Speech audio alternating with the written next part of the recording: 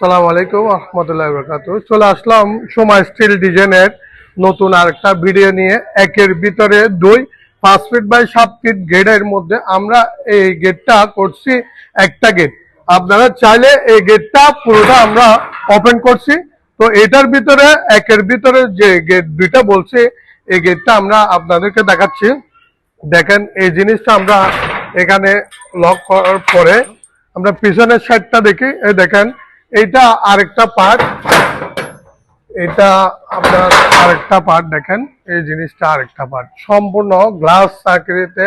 আপনার দেখেন আমার ক্লিয়ার গ্লাসটা গোল্ডেন কালার শীট দিয়েছি। যেভাবে আমরা এই শীটটা ইউজ করছি কেউ বুঝতে পারবে না এটা গ্লাস নাকি শীট। দেখেন অনেক শক্ত। আর পিছনের সাইডটা দেখেন, এটা যারা ইউজ করতেছে চাচা এই গেটটা জাপটা বন্ধ রাখবে আর এটা ওপেন লাগবে, ঘরে আলো বাতাস সবকিছু ঢুকবে।